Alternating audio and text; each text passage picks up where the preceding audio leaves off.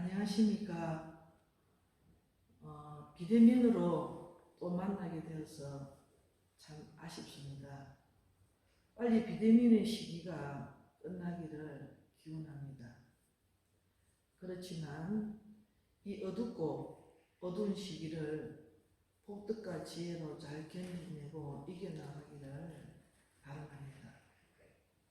오늘부터 몇 차례에 걸쳐서 선이 무엇인가, 또 참선의 의미와 목적, 그리고 조사선과 강화선에 대하여, 그리고 화두 창구법에 대하여라는 제목을 가지고 이 강화선 법회를 할 예정입니다.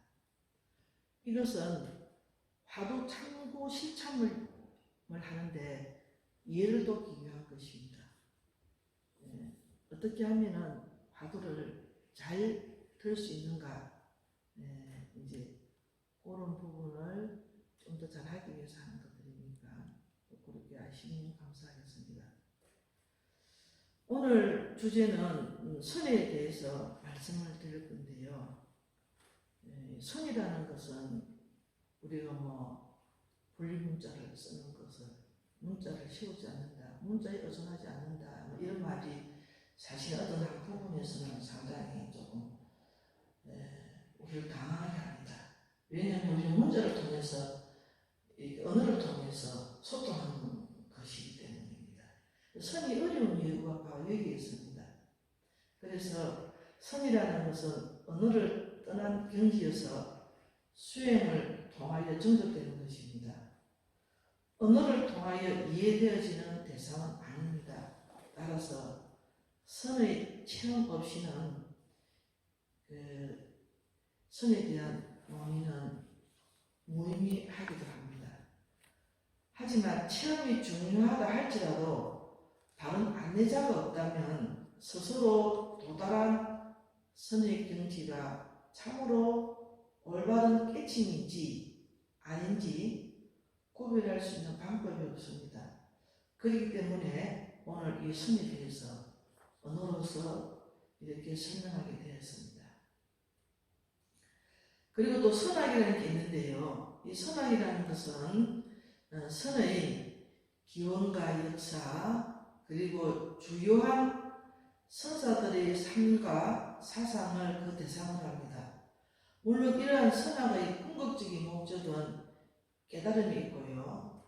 즉 해탈이 있다는 점에서 선수행과의 차별성이 없지만, 선악은 선을 대상으로 하여서 총체적인 이해를 시도한다는 점에서 직접적인 선수행과는 차별성이 있습니다. 다만 그러한 채취, 그림자를 통해서라도 선의 본질에 접근하려고 하는 노력을 게을리하지 않으려고 한다는 점에서 의미를 둡니다. 한국 불교를 선불교로 하는 것은 선이 차지하는 비중이 크기 때문입니다. 한국 불교의 정책성을 확립하기 위하여 시급한 것이 선사상에 대한 정립과 그에 맞는 선수행의 정착, 그리고 현대인에 맞는 선수행의 응용이라 생각합니다. 이러한 문제를 해결해야 할 역사적인 책무는 바로 앞으로 한국 불교를 이끌어갈 우리의 몫입니다. 선은 언제부터 발생되었을까요? 선은 분명히 불교의 한 분파로서 모헨조다로 시대에 자선을 상징하는 무늬의 대리석 조각이 발굴되어서 아주 오랜 옛날부터 선사상이 나름대로 있었음을 알 수가 있습니다. 인도에서는 고대 인도의 사유방법인 요가에서 비롯된 것으로 요가가 훗날에 붓다의 깊은 사유와 정각을 통하여 불교의 실천 수행인 선정으로 체계화된 말입니다. 요가 사유의 문화는 약 5,000년 내지 그 이상의 역사를 지니고 있으며 요가라는 것은 각자의 산란된 마음을 안정시키고 정신을 통일시키는 방법을 말합니다. 또한 요가라는 말은 연결시키다라는 의미로서 명상, 사유를 통하여 5가지 감각기관을 제어하고 산란된 마음을 안정시키는 것이며, 이와 같은 모든 감각이 정지되어 움직이지 않고 잘 유지해 가는 것을 요가라고 합니다. 또한 요가라는 말의 의미는 말이 제멋대로 움직일 수 없도록 말고삐를 말뚝에 꼭 묶어두는 모습이라고도 할 수 있습니다. 산란한 마음을 하나의 대상에 연결시켜서 사유하고 명상하며 어지러운 마음을 가라앉히고 편안하게 하는 정신통일의 수행을 말하는 것입니다. 성이라는 용어는 범어의 더양나라에서 나온 말입니다. 이 말을 중국에서는 조용히 생각하다라는 의미로 정녀, 선사라고 말을 번역하였습니다. 턱이 선자에다가 생각할 사자입니다. 선사라고 번역하였습니다. 빨리어에서는 저하나라고 하는데 그 음력을 중국인들은 선나라고 하였습니다. 이와 같은 선사, 선나를 줄인 말이 선입니다. 불교의 사상과 실천적인 입장에서 선정의 내용은 지와 간이라고 할 수 있습니다. 지라는 것은 집중하다라는 의미로 일반적으로 삼매라고 합니다. 간은 지혜로 사물을 관찰하는 것을 말합니다. 따라서 불교의 선정은 고대 인도 요가처럼 고요히 앉아 산란심을 없애는 명상의 차원에 머무르지 않고 더 나아가 삼매의 경지에서 근원적인 지혜로 일체의 산물과 진리를 볼 수 있는 안목을 갖추어 지혜로운 자기의 삶을 전개하는 생활의 종교입니다. 선의 또 다른 용어로는 정이라고도 합니다.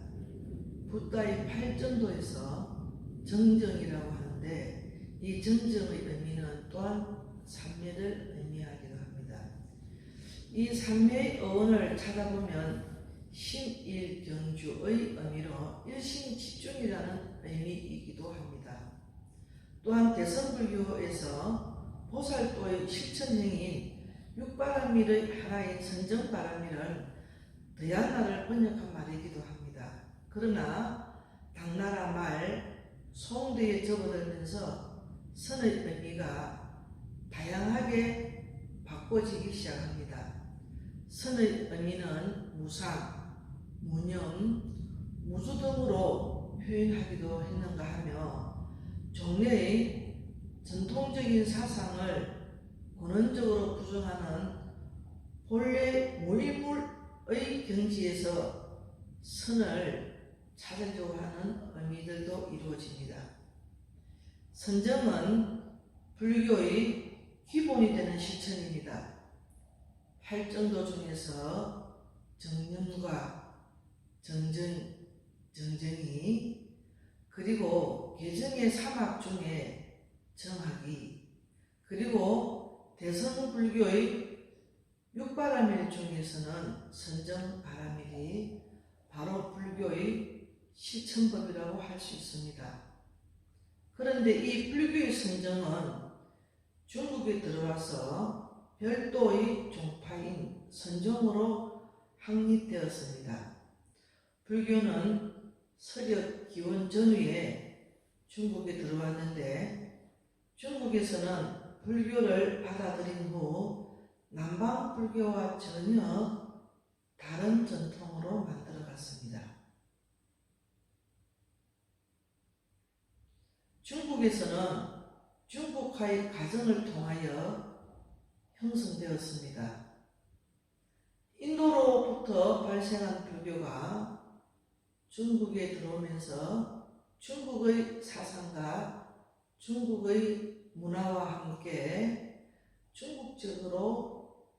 중국인으로 중국인에게 맞는 옷으로 불교가 형성되기 시작했다 이 말입니다. 그래서 중국화의 첫걸음은 경전의 번역에서 시작되며 소성, 대성을 방문하고 경전을 많이 번역합니다. 중국의 역경사업은 1000년을 두고 계속되었는데 중국인들이 1000년간 1420여 부 5000여 권의 경전을 한역했습니다. 오늘날 우리가 볼 수 있는 한역 대장경도 그 결과입니다. 역사상 유래를 찾아볼 수 없는 방대한 양이 번역되었습니다. 그 다음에 불교가 들어와서 중국화되는 과정에서 두 번째 작업은 경과 논을 중심으로 종파를 발전시킵니다. 다양한 학파를 형성하여서 발달한 중국 불교는 13개의 종파가 형성되었습니다. 그리고 번역된 경전을 분류하고 정리한 것을 교상판석이라고 하는데 경이나 논을 정리하고 체계화하면서 나타난 문제점은 본래의 깨침이라는 체험으로부터 멀어지게 되었습니다. 이런 교의 문제점을 지적하고 본래의 깨침의 원천으로 돌아가자는 기치를 내걸고 새로운 불교가 형성되었는데 그것이 바로 선불교입니다. 그런 선이란 무엇인가 하는 겁니다. 선은 바로 마음을 닦는 일이다라고 말할 수 있습니다. 즉 마음을 닦는 법이 선인 것입니다. 이러한 마음을 닦는 일은 사람에 따라서 천차만별로 그 수준이 나타날 수가 있고 또한 다르게 나타납니다. 여기에 선의 무한대성과 상당한 한축성이 있고 이렇게 무한성과 한축성이 있음으로 말미암아 선의 난해성이 있다고 봅니다. 선을 어떻게 규정 지을 수 없는 성격이 바로 여기에 있습니다. 왜냐하면 마음이라고 하는 것은 그 한계를 초월했기 때문입니다. 그리하여 선이라고 하는 것은 스스로 여기에 수련하는 사람이 몸소 체험을 해서 누가 어떻게 보느냐, 어떻게 판단하느냐를 떠나서 스스로 자신을 세우고 스스로 소신이 확정되어서 여기에 수용하고 자제하는 것입니다. 본인이 수용하고 자제하는 것입니다. 이러한 자기의 생명적, 자제적 자유의 입장이 선인 것입니다. 선이라고 하는 것은 어떤 다른 격식이나 논리에 해당되는 것은 아닙니다. 다시 말하자면 선은 마음을 닦아서 수용하고 자제하는 것입니다. 선이 인도에서 중국에 전해진 것은 후한 시대로 보고 있지만 선은 북이 때에 보리달마에 의하여 전래되었습니다. 보리달마가 6세기 초에 중국으로 건너오고 그로부터 200여 년 동안 해능대사가 출현하기까지는 선은 중국선의 새로운 모습을 충분히 드러내지 못했고 육조 해능에 의해서 다시 선의 불이 지펴졌습니다. 이 선법은 서가모니의 제자 마하가섭 이래로 28조가 계속 이어져 내려와서 달마에 이르렀으며 달마가 중국에 이 선법을 전하여 달마, 해가, 성찬, 도신, 홍인, 해능으로 이어지는 선의 맥이 형성되었습니다. 달마의 사상은 이 사행론에서 볼 수 있으며 벽간으로 유명합니다. 이 벽간이라는 것은 외부로부터 들어오는 번뇌의 객진과 망념이 침입하지 않는 것을 벽에 비유한 것으로 본래 청정한 마음을 직관한다는 것입니다. 중국의 선은 중국인의 강한 현실 중심주의 위에서 지감과 열애성 등을 수용함으로써 일상생활 속에 실현되어야 하는 이른바 행주자와 생활선으로 전개되었습니다. 중국선의 근본 기치인 교회별전, 분리문자, 직지인심, 견성성불은 이러한 입장에서 생긴 것입니다. 선은 체험을 중시하기 때문에 설명하기 어렵다는 점, 또한 선을 지도할 때는 개별성이 중시된다는 점 때문에 스승과 제자 관계가 매우 친밀합니다. 그리고 조사의 권위는 경우에 따라서 열의 이상으로 중시되어서 그 선을 조사선이라고도 부르게 되었습니다. 그래서 조사의 언어와 행동을 금과 옥조로 하고 그것을 수박으로 하여 자선의 목적을 달성하였으며 이것이 정형화되어 많은 공안을 낳았습니다. 이러한 선을 가나선이라고 합니다. 달마의 선법은 해능에 이르러서 남종선과 북종선으로 나뉘게 되었고 해능의 남종선은 다시 5종으로 나누어져서 중국의 문화와 사상에 많은 영향을 미치게 되었습니다. 남종선과 북종선이 나누어지게 된 것은 오조 홍인의 제자 신수가 북쪽에서 법을 전하고 해능은 남쪽에서 법을 전하였기 때문입니다. 신수의 북종선은 깨달음에 이르는 방법으로 점호를 중시하고 해능의 남종선은 깨달음에 이르는 방법으로 도노를 중시하여 그 사상적 특색을 달리하였습니다. 이러한 북종선과 남종선 중에 발달된 것은 해능의 남종선입니다. 이러한 해능의 남종선이 중국 사회에서 흥기한 데는 그의 문화에 훌륭한 제자가 많이 나왔기 때문입니다. 해능의 문화에는 남악해양, 청운행사, 마조도일, 석두희천, 백장해해, 난전보원, 조주종심, 약사유엄, 그리고 항백희운 등의 많은 천대적인 선사들이 나왔습니다.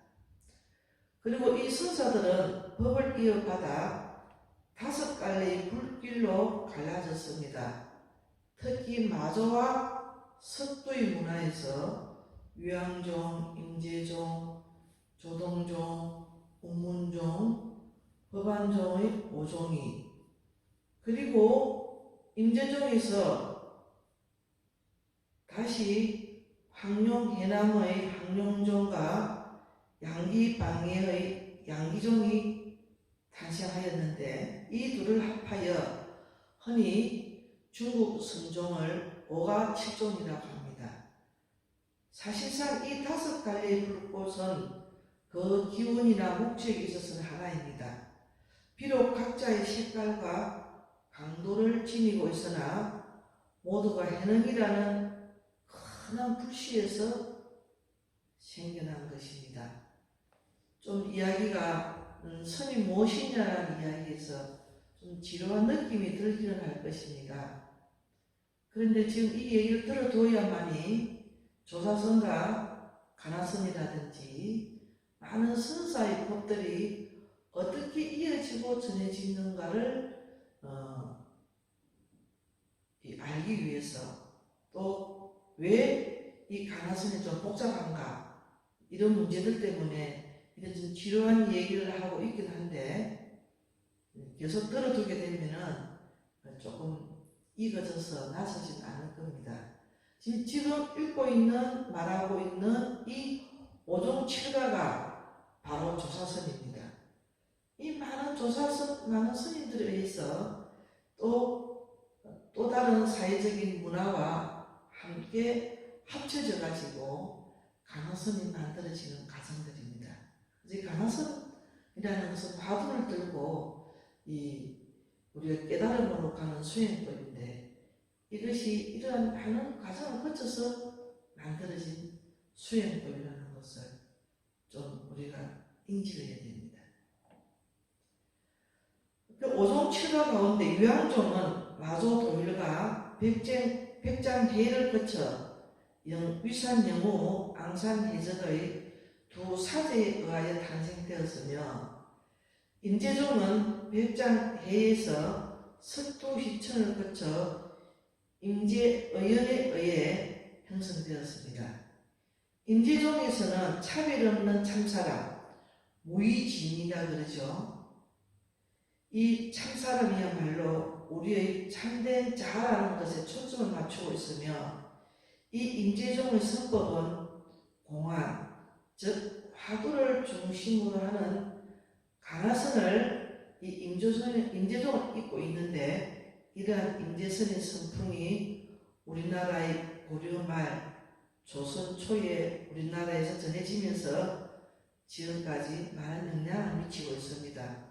그리고 오가칠종 가운데 조동종은 석두희천과 약사유엄 운암당성을 거쳐서 동산양계스님과 그의 제자 조산본적에 의해서 만들어졌습니다.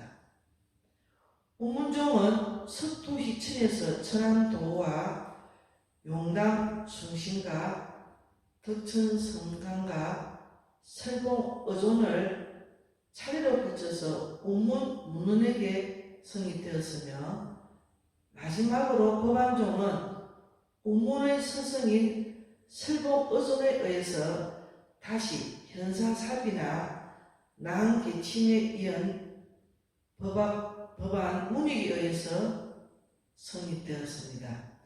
이와 같이 중국에서는 6세기에서 10세기에 걸쳐 선의 찬란한 꽃을 피웠습니다. 복잡하죠? 성력을 얘기하면서 이 성력을 조금 기억을 해 두셔야만이 얼마나 선이 재미있는 수행법인지를 우리는 알 수 있을 겁니다. 근데 지금 낯설고 처음 듣는 스님들 이야기, 역제이근이라고 계속 들어두게 되면 익어져서 조금 낯설지 않을 겁니다. 선이라고 하는 것이 어떤 내용이며, 실제로 어떻게 우리가 생활 속에서 소화할 수 있고 응용할 수 있느냐 하고 알아본다고 하는 것은 참으로 중요한 일입니다. 서가모니 부처님께서 깨달고 난 다음에 단식하시기를 참으로 기이하고 기이하도다. 온 세상의 중생들이 모두 부처님과 같은 열애와 같은 지혜와 덕상을 가지고 있는데, 다만 망상과 집착으로 인해서 깨닫지 못하고 있구나.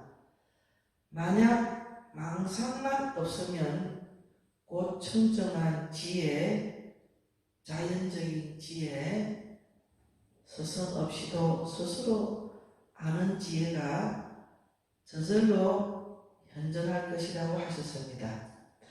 그리고 난 다음에 49년 동안 설법하시고 나서 한 글자도 설하지 않았다라고 하셨습니다. 또한 선이라는 것은 세존의 금륜 왕위를 버리시고 설산의 6년 고행하사 야반의 명성을 보고 도를 깨달으신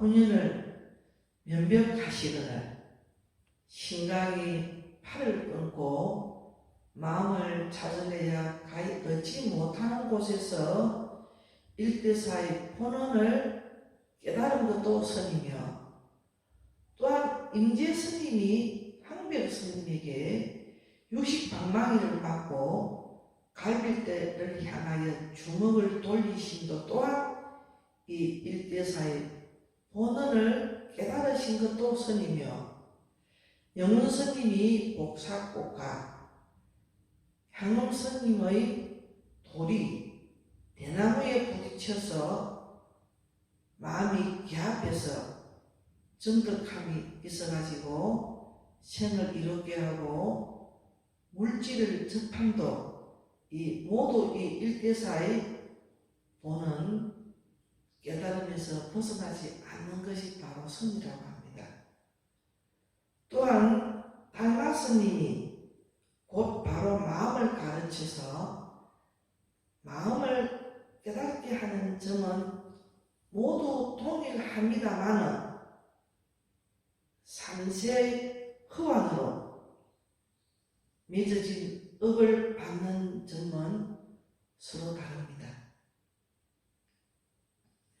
업보의 인연에 따라 살아간다는 측면에서 본다면 그저 고요함을 즐기기 위해서 외로운 봉우리에 홀로 머물렀던 것도, 또한 그저 시끄러운 것을 좋아해서 시장터에 들어가 교화를 했던 것도, 그렇다고 제멋대로 교화의 방편을 베풀었다고 해서 이단에 빠지는 것이 아닌 것도, 또한 불조의 정령만을 다룬다 해서 정통이 아닌 것도, 또 제자가 문전에 가득했다 하여 구차하게 세속에 영합한 것이 아닌 것도, 친구라고는 자기 자신의 그림자일 뿐 홀로 살았다 해서 외물을 끊은 것이 아닌 것도, 세상 사람이 아무도 모르게 언거했다 해서 고상하게 여길 것이 아닌 것도, 명성이 온 우주를 떠들썩하게 했다 해서 자랑할 것도 못 되는 것도, 세상의 영고하복은 모두가 각자의 인연에 따랐을 뿐입니다. 선은 바로 마음을 닦는 일이며 마음을 닦는 것이 선입니다. 선을 어떻게 규정 지을 수 없는 것은 그 한계를 초월했기 때문입니다. 이러한 마음을 닦는 일은 사람에 따라서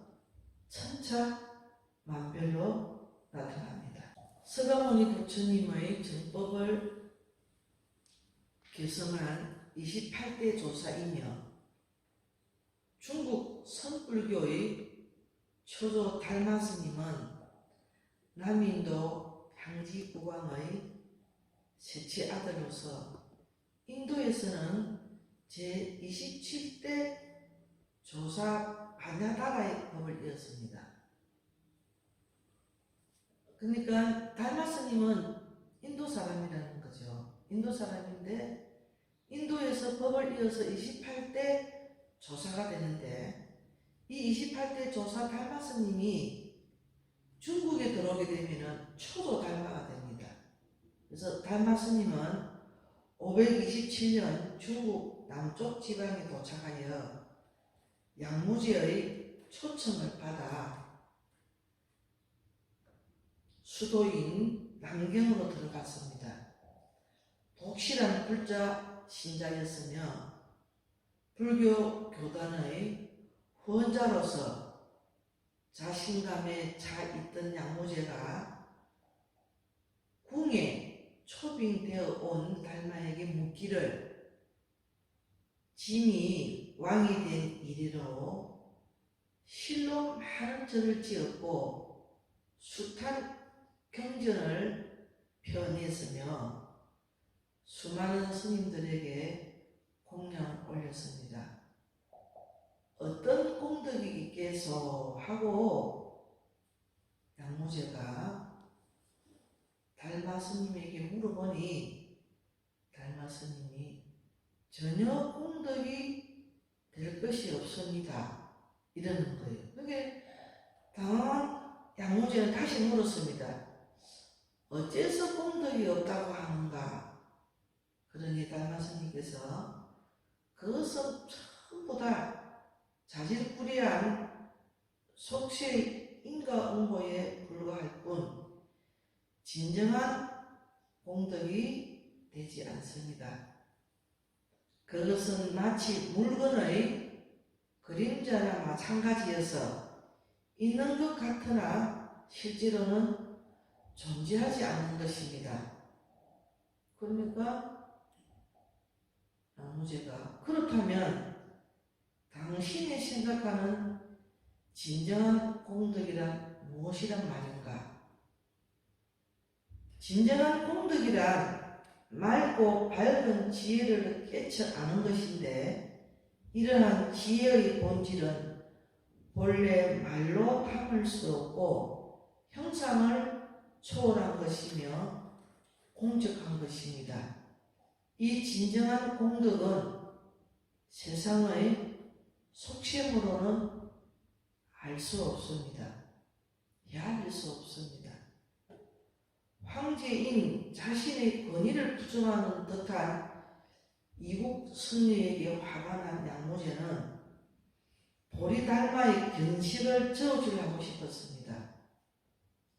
그렇다면 어떤 것이 성스러운 진리인가? 달마 스님이 하는 얘기가 진리는 크고 텅 비어서 아무것도 성스러울 것이 없습니다. 양무제는 지금까지 믿고 있던 진리의 성스러움마저 부정해 버리는 달마에게 화가 나서 큰 소리로 물었습니다. 짐을 대하고 있는 그대는 누구인가? 불시 알지 못하라. 모르겠어.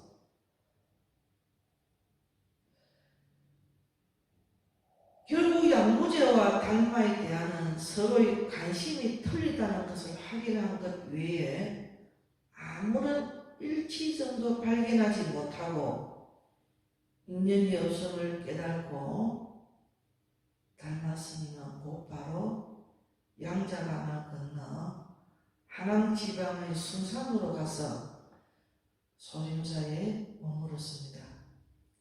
전하는 바에 의하면은 그는 온종일 침묵을 지켜서 벽만 바라보고 앉아 참선을 했다고 하니 사람들은 그를 가리켜 면벽 바라문이라고 했습니다. 굉장히 이때까지 중국에 전해진 불교와 달마 스님이 직접 인도에서 중국으로 건너와서 법을 전하는 법이 아주 차이가 많이 난다는 겁니다. 새로운 이제 불교가 탄생하는 선불교, 선이란 무엇인가?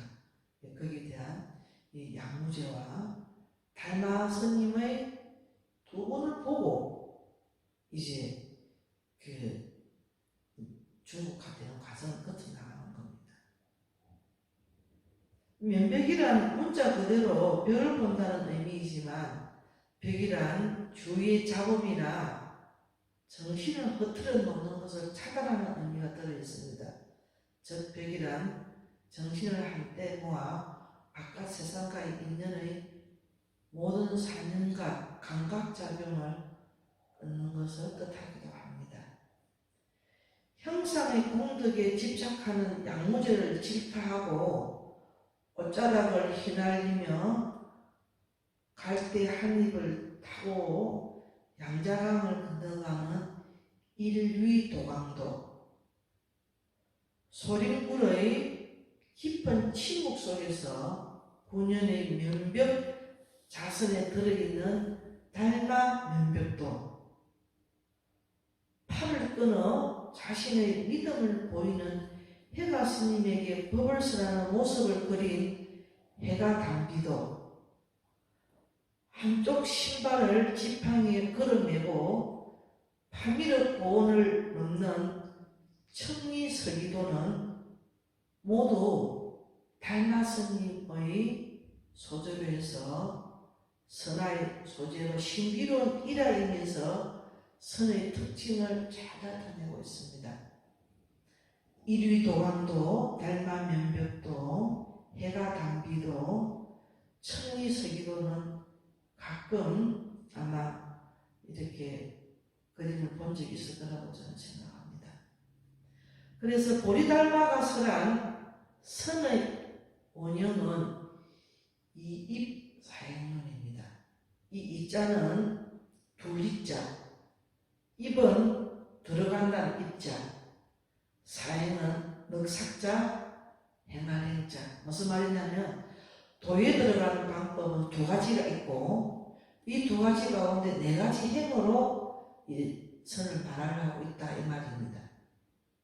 그 이입사행문이라는 게. 그럼 이 입 두 가지에 들어가는 방법은 바로 이치로 들어가는 것과 행으로 들어가는 것이 있다는 거죠.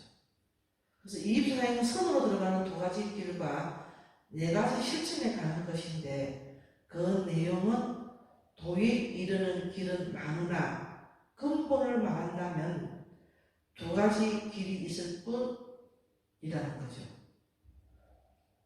하나는 이치로 들어가는 것이요 또 다른 하나는 행으로부터 들어가는 것입니다. 이치로 들어가는 것이라는 것은 경전의 가르침에 의해서 그 현모한 이치를 체득하는 것입니다. 그렇게 함으로써 모든 생명, 모든 사물에는 동일한 진성을 갖추을 수 있는 법. 그러나 그것이 망상이라고 하는 것이 가리워져 잘 나타나지 않는다고 하는 점을 깊이 믿는 것이 이 입입니다. 이치로 들어가는 문이라는 거죠.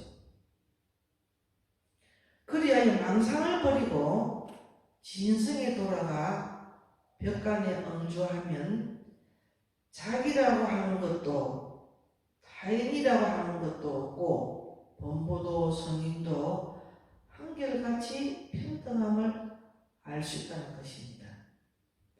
이러한 체험에 굳게 머물러 이리저리 옮기지 않고 문자나 엉구에 미혹되지 않는 그런 상태가 되면 참된 성품의 이치와 자연히 부합하게 되어서 그 사이에 어떠한 구역선을 기입시키지 않게 된다는 것입니다. 이렇게 하여 얻어지는 적연하면서 무의한 경지를 이치로 들어가는 것이라고 말합니다. 이치로 들어가는 이이. 행으로 들어가는 것에서는 네 가지 행이 있습니다. 이 밖의 모든 행은 다 이 속에 포함된다는 것입니다. 네 가지 행이라는 것은 첫째는 본행이요, 둘째는 수연행이며 셋째는 구하는 바가 없는 무소구행, 넷째는 법에 합당하게 살아가는 행, 칭법행이라고 합니다. 본행, 수연행, 무소구행, 그리고 법답게 살아가는 칭법행.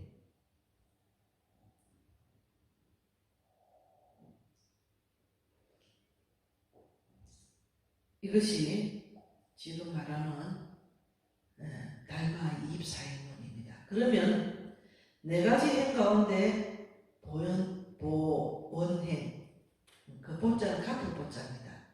원망을 갚는 행, 정오의 각오를 갚는 것, 미움을 넘어서는 길, 이렇게 표현하기도 합니다. 가끔 제가 어떤 얘기를 하면서 이런 얘기를 합니다. 자식은 두 가지다. 하나는 부모에게 빛을 갚으러 온 자식, 하나는 부모에게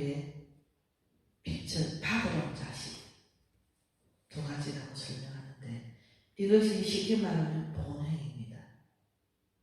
본행이란 수도자가 만일 고통과 시련에 빠지면 나는 과거의 한량없는 겁에 걸쳐 근본을 버리고 진마를 따라다녔다. 그렇게 갖가지 세계를 흘러다니다가 다른 이에게 원망하고 다른 이를 미워하는 마음을 품게 하였으니 그 마음을 아프게 했으면 너무나도 한량이 없다. 이 일생에서는 그다지 죄업을 지은 일이 없다 하더라도 과거에 죄업 때문에 대한 각오로 이 몸과 마음을 아프게 하고 있다. 이것은 하늘로부터 내리는 재앙도 아니요 또한 인간이 내게 주는 것도 아니고 아무도 알 수 없는 것입니다. 그렇습니다. 나는 어떠한 불평스러운 생각을 갖지 않고 참고 견디며 받아들여야만 합니다.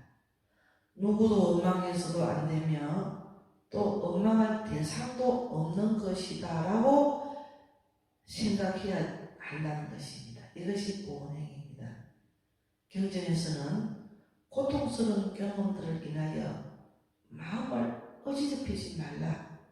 왜냐하면 우리 마음에는 고통의 진정한 원인을 꿰뚫는 통찰력이 있기 때문입니다.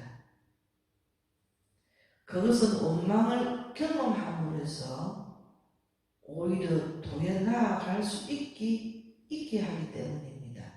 즉 마성도요 다사후마와 같은 그런 원리입니다. 보항산매론에 그런 글귀가 있죠. 어려운 것을 스승으로 삼아서 공부하는 것, 공부한다라고. 바로 보행을 말합니다. 둘째, 수연행, 연에 따른다는 행위죠. 삶에 적응하는 길이라고도 표현합니다. 수연행이라는 것은 중생의 본바탕은 본래 무아이기 때문에 인과를 초월하였으나 그러나 업에 의해서 즐거움을 느끼기도 하고 또한 괴로움을 느끼기도 합니다. 그것은 그 자리에서의 업연으로부터 나오는 것이기 때문입니다. 즉 환경에 의해서 자주 변하는 것입니다. 그렇기 때문에 세간적으로 매우 기쁘고 즐겁게 생각되어지는 일이 있다 하더라도 그것은 과거의 숙인을 현재 느끼는 것 뿐입니다. 연이 다 하고 나면 특별히 기뻐할 만한 것도 없고 또 덕실은 어느 것이나 다 인연으로부터 나오는 것이므로 마음의 정감, 저 기쁨과 슬픔을 지니는 일 없이 태연하게 그리고 흔들림이 없는 것이 보다 좋은 것이라고 합니다. 그리하여 자연스럽고 엄밀하게 도에 나아가는 것인데 이것을 수연행이라고 합니다. 셋째는 무소구행, 집착을 버리는 행, 구하는 바가 없는 행이라는 겁니다. 무소구행, 집착을 버리는 길, 구하는 바가 없는 것. 세간 사람들은 오랫도록 미아이 왔기 때문에 망념 속에서 살아왔기 때문에 가는 곳마다 어리석어서 탐착합니다. 이것을 말하기를 구한다라고 합니다. 지혜 있는 사람은 진리를 깨달았기 때문에 마음이 안정되어 조조하거나 조급할 게 없습니다. 모든 사물은 그 본질에 있어서 공한 것입니다. 그러므로 거기에 대한 기대감이나 그로부터 오는 기쁨을 생각하지 않는 것입니다. 공덕천이나 허감천이라 하더라도 형태와 그림자는 서로 다른 법입니다. 삼계에 오래 머물고자 하면 불타는 집에 있는 것이나 다름이 없습니다.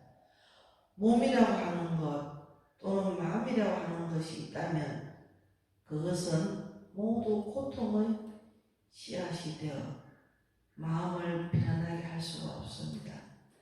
이러한 이치를 분명히 알고 나면 모든 사물에 대한 생각을 실고 탐색하지 않습니다. 이리하여 구하는 바가 없게 됩니다. 경에 구하는 바가 있으면 모두가 괴로운 법이요 구하는 바가 없다면 즐거운 법이다 라고 하는데 그 후 구하는 바가 없다라고 하는 점을 분명히 알기만 한다면 그것이 참으로 도를 행함입니다. 그런 의미에서 이것을 구하는 바가 없는 행위라고 하는 것입니다. 무소고행. 구하는 것만큼 아픔도 많고 집착하는 것만큼 고통이 따른다는 그런 의미입니다. 네 번째는 법에 합당한 행, 법답게 사는 행위다 이 말입니다. 또 다른 말로 이치에 따라서 행동하는 길이다 이렇게도 표현합니다. 친법행위라는 것은 불법의 본질은 순수한 자각이다. 이 순수한 자각은 모든 형상에 대한 집착을 초월한 자각이다. 즉 절대적 실제는 본래 절대적으로 청정하다. 그것을 법이라고 하는데 이 이치를 믿고 이해하면 모든 상관적인 사물의 모습이 공함을 알 수가 있다. 다시 말해서 영창을 여의고 피차에 구속을 받지 않는다. 경에는 법에는 중생이 없는데 그것은 번뇌의 오염에서 해탈되어 있기 때문이요. 불법에는 실제적인 자아가 없나니 이는 자아의 집착에서 해탈되어 있기 때문이다. 지혜로운 성자들은 이 진리를 깨달아 불법과 조화를 이루는 삶을 살아간다. 슬기론자가 만일 이러한 이치를 올바르게 믿고 이해한다면 법의 이치에 걸맞는 행위를 할 수 있을 것이다. 또한 법신에는 조금 더 무력한 기식이라고는 없기 때문에 지혜로운 이는 고통받는 중생을 위한 헌신, 즉 보시를 위하여 항상 자기의 신체, 생명, 재산을 감대하고 자비롭게 바칠 준비가 되어 있다.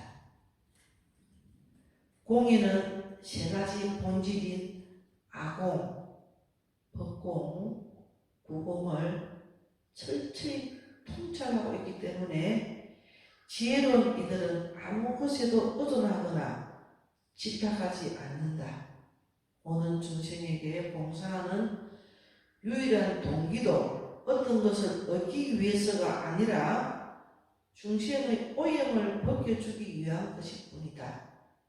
이리하여 자신의 몸가짐을 바르게 하며 동시에 남에게 봉사한다.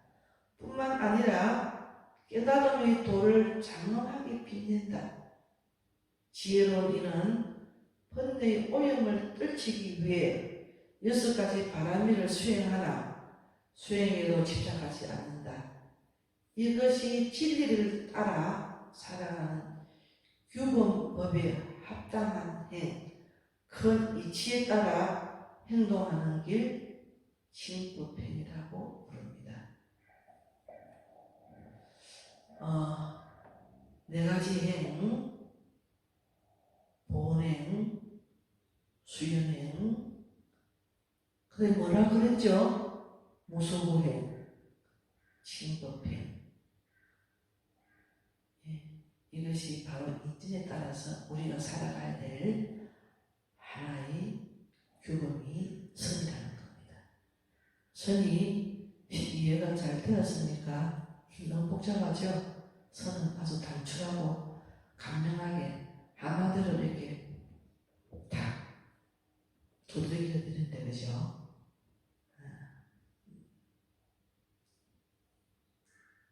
그러면 선은 우리는 부처님과 같은 훌륭한 특성을 갖고 있는데 망상집착으로 부처님과 같은 훌륭한 특성을 드러내지 못했습니다. 그런데 인도의 스님이 중국 땅에 오셔서 교회별전 직지인심이라는 마음을 바로 가르쳤습니다. 이것을 조상들은 은하에 깨달았고 이 은하에 도노한 것을 공안을 만들어 망상 집착을 끊게 하여 만든 수행법이 가나선이라는 것입니다. 가나선의 수행법인 화두를 참고하여 깨닫는 겁니다. 하지만 이 깨달음도 상세업으로 받는 것이 달라서 각자의 인연에 따라서 사는 삶을 달마의 이익 사행을 설하셨습니다. 이 가운데 행위의 보은행, 수연행, 무수고행, 친법행으로 표현했습니다. 그리하여 가나선은 이러한 여러 수행 문화를 기반으로 이루어진 사실을 놓쳐서는 안 됩니다. 선은 해탈에 이르는 수행 방법인데 왜 이 수행 방법이 안 되는가 하면, 왜 수행을 해야 되는가 하면 바로 번뇌 방상에 덮여있기 때문에 화두를 통해서 깨달음으로 나아가려고 하는 것이 화두를 들고 참고한다는 것입니다.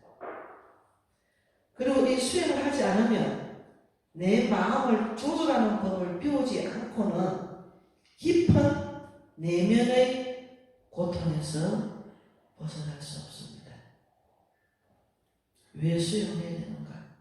바로 심연이 알 수 없는 내 내면의 고통을 벗어나게 하기 위하고 또 내 마음을 조절하고 내 마음을 조절하는 법을 배우기 위해서 건강경도 독송하고 연물도 하고 또 화두도 들고 이 다 수행이라는 거죠. 그 수행은 본래 내가 부처라는 것을 전득해야 하는 겁니다. 전득하는 것입니다. 불성이 갖추어져 있는 것하고 내가 이 불성을 깨달은 것하고는 차원이 다릅니다. 어렵지 않죠? 선이 무엇인가? 어느 날 소림사에 9년의 면백에 있던 중국 선종의 초조달마에게 한 사람의 진지한 구도자 신강이 찾아왔습니다. 그가 훗날 중국선의 제2조가 되는 해가입니다. 그는 강달의 사람으로 육아와 도가에 정통하고 있었으며 그러나 그는 당시의 사상계에 절망하고 새로운 길을 찾고자 하여 나이 40에 달마대사를 찾아가게 되었습니다. 그러나 달마대사는 차가운 제자를 외면하고 만나주지 않았습니다. 눈이 내리는 밤에 신강은 법을 구하기 위하여 밤을 새웠습니다. 날이 밝도록 그는 밖에 서 있었고 눈이 허리까지 쌓였습니다. 그래도 달마는 그를 외면하였습니다. 마침내 신강은 날카로운 칼을 뽑아 자신의 왼팔을 끊어 달마에게 바쳤습니다. 그의 믿음을 확인하고서 달마가 신강에게 묻기를 너희 고통이 무엇인지 말하여 보아라. 그러니까 신강이라는 사람이 제 마음이 평안을 찾지 못하고 있습니다. 원하는데 저에게 마음을 편안하게 해 주십시오. 그러니까 달마스님께서 그럼 어디 너희 마음을이라는 걸 한번 내놓아 보아라. 그러면 그 마음을 편안하게 해주겠다 하니 한참을 신강이 마음을 찾아보아도 도무지 발견할 수가 없었습니다. 그래서 제가 아무리 찾아도 제 마음을 도무지 발견할 수가 없습니다. 그러니까 달마스님께서 이제 이미 너의 마음을 편안하게 해주었다 그러는 거예요. 이것이 바로 중국의 법을 전하는 전등의 시작이었으며 신랑은 이로써 크게 깨달고 달마로부터 해바라는 법명을 얻게 되었습니다.